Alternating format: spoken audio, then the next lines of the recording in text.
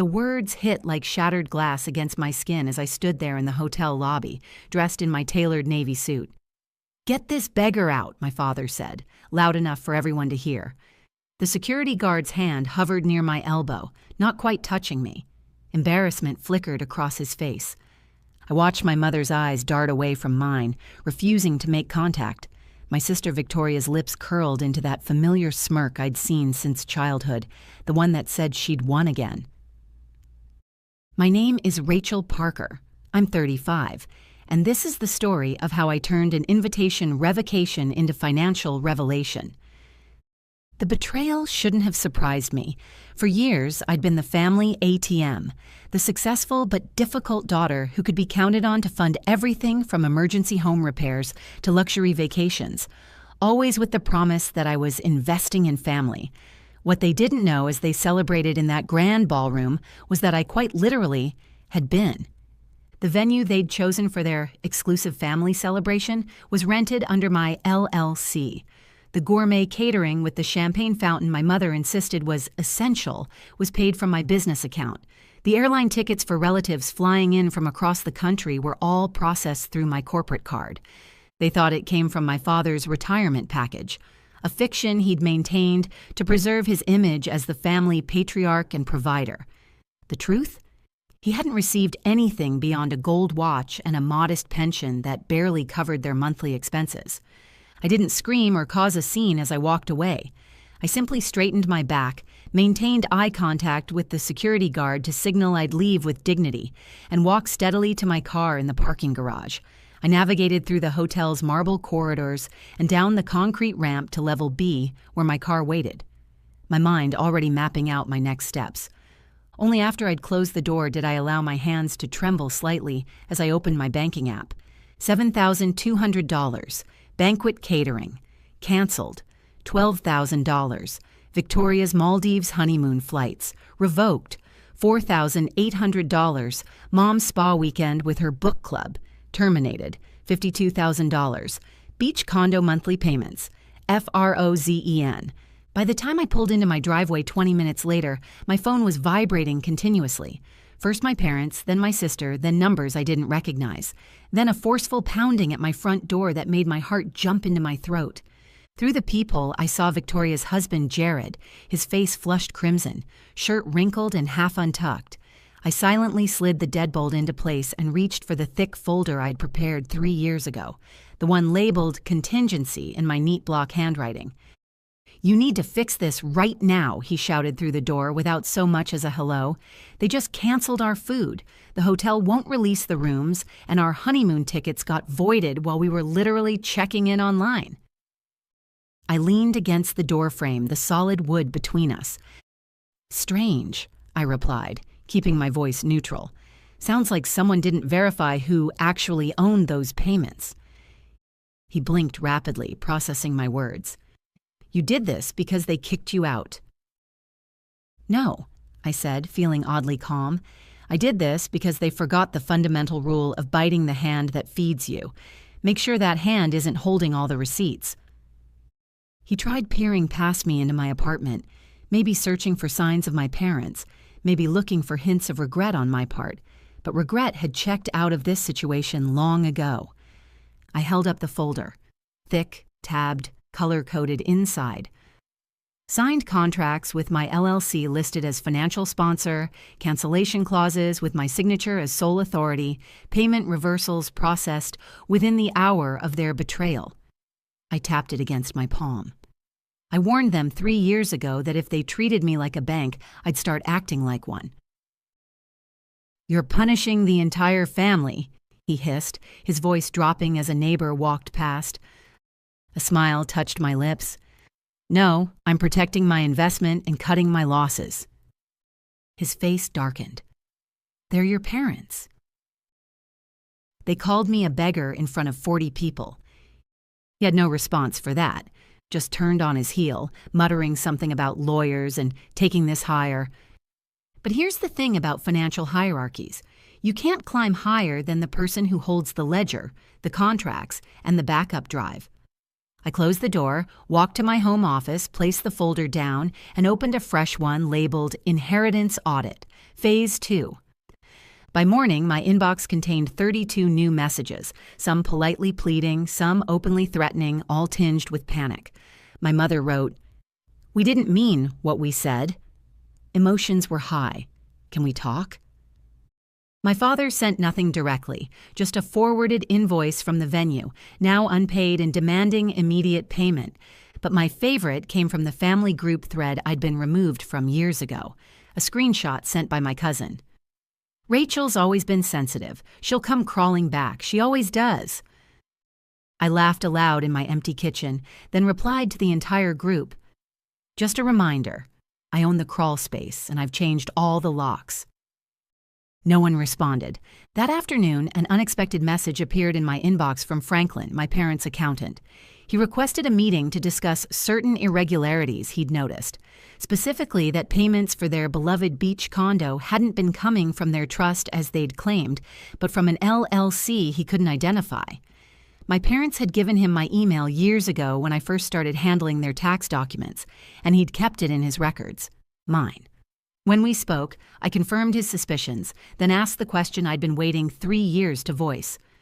Have they declared that condo as their asset in annual filings? The silence stretched for several seconds. They've claimed it as an inheritance gift from a private family investor, he finally admitted. No documentation provided. So they hadn't just been ungrateful. They'd committed fraud, used my generosity to build equity in a property I technically still owned under my company's name. Franklin asked if I'd be willing to sign a declaration for tax records. "Absolutely," I replied, after I call my lawyer to discuss how quickly we can serve them papers that will make that condo, and every unpaid cent, legally untouchable. Within 48 hours, my attorney Tiffany confirmed when I called. Perfect, because this wasn't about family anymore, it was about fraud. The next day, I drove to Tiffany's downtown office where the sleek furnishings matched her no-nonsense approach. By noon, the papers were drafted. A cease and desist for slander, misrepresentation, and unauthorized use of funds, plus a property reassignment filing that removed any verbal claim my parents had over the beach condo. Tiffany slid the documents across her polished desk. "They'll try to call your bluff." I smiled. They already did. That banquet was the bluff. The process server confirmed delivery an hour later. Just like that, the family celebration transformed into a financial reckoning. That night, a voicemail from my mother, tearful, rambling, accusatory. "You're destroying us over what? A misunderstanding? You always do this. Always so dramatic." Dramatic. The word used to silence daughters while they foot the bill. If you follow through with this, people will talk. Church, the neighborhood, your father's reputation. It was always about appearances, the illusion of unity, the performance of love rather than its reality. I let the voicemail sit unanswered because something more important arrived the next morning, confirmation from my accountant. Subject: account transfer confirmed, beach condo title finalized. It was done. Legally, irrevocably. That condo, their prized retirement gift, the crown jewel of their social standing, was now permanently separated from their financial portfolio, and the taxes they'd dodged were filed with interest. Tiffany emailed shortly after. "You've closed every door. Want to take it one step further?" My reply was immediate. "Yes, full audit. Start with the family trust. I want to know where every dollar went since 2017. Because they hadn't just called me a beggar. They'd built their entire lifestyle on my back. Now it was time to bill them for the chairs they never offered me. The trust audit peeled back layers I hadn't imagined existed. $18,700 withdrawn the week I graduated college, labeled emergency repairs, but actually a kitchen renovation for Victoria. $9,000 marked as education expenses that funded front row concert tickets and a spa weekend for my mother. $34,000 funneled into my father's vintage Mustang restoration, a car he once described as my reward for raising such responsible children. They'd bled that account dry, then had the nerve to call me the beggar. Is this criminal? I asked Tiffany.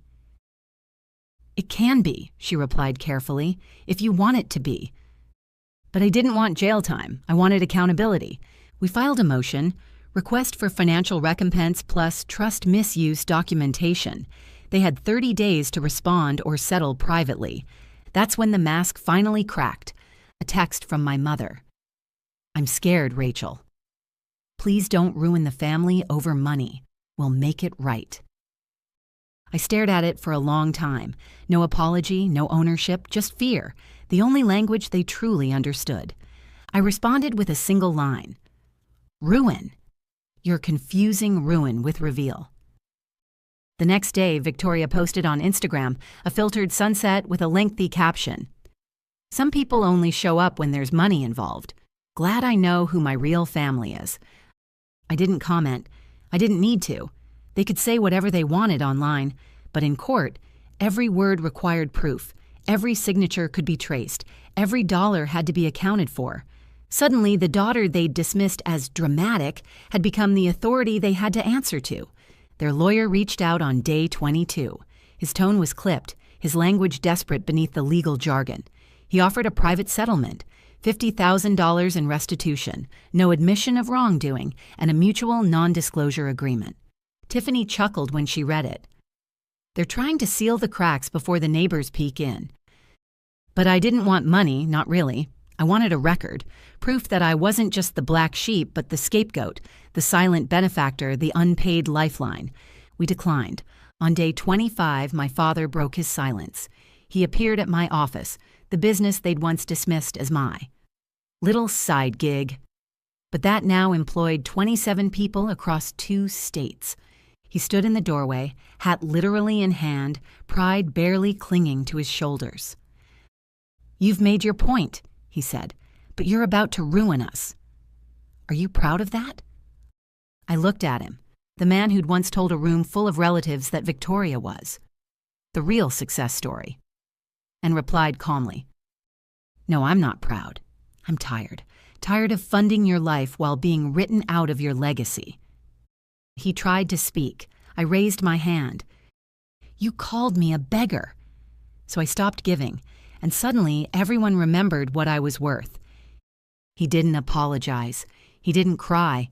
He just placed a folded check on my desk, blank, signed. I slid it back across the polished surface. "This was never about your money," I said. "It was about mine." When he left, I opened my email, a message from the court system. Trust disbursement fraud, preliminary hearing scheduled. The date was set for 3 weeks later. This time they'd have to show up, not to celebrate, but to answer. The hearing date spread through the family like a cracked pipe. Quiet at first, then flooding every group chat I was no longer included in. My cousin texted me directly to let me know everyone was talking about the court date, confirming what I already suspected. They hadn't believed I'd really go through with it. They never do. They expect silence. They expect shame. They expect the one they've pushed aside to keep the peace while they feast. But this time, I wasn't the help. I was the witness. Tiffany and I prepared everything. Timeline, account statements, screenshots of messages where I was asked to. Spot them just this once. All the invisible IOUs made visible. The night before the hearing, Victoria messaged me for the first time since the banquet. "If you go through with this, I swear I'll never forgive you." No apology, no denial, just a warning, as if my peace required her permission. I didn't reply because some people don't want reconciliation. They want reinstatement of the version of you who stayed quiet. When the court date finally arrived, I walked into the sterile courtroom feeling surprisingly calm. My parents sat across the aisle with stiff backs and a lawyer who kept checking his watch. The judge asked straightforward questions. Tiffany answered them with math.